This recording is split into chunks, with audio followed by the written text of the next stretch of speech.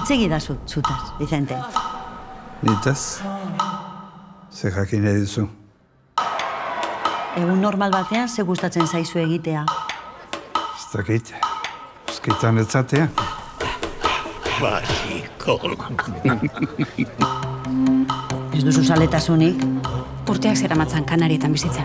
Erritmo motelekoa zara. Jarri jazu 40 urteko mutil puska bat, ritmo motelekoa nahi zen.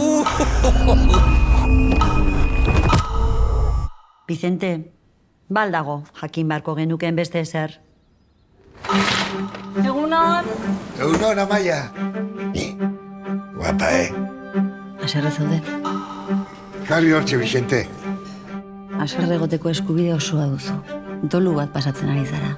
Zergatik arduratu behar izan zinen itaz. Banera eta zehalako. 25 urtetan harremanik gabe zure eta. Aita! Lagundu pixkat. Vicente, badago faltan botatzen duzun zerbait? Aita, egoitzan inork ezaki?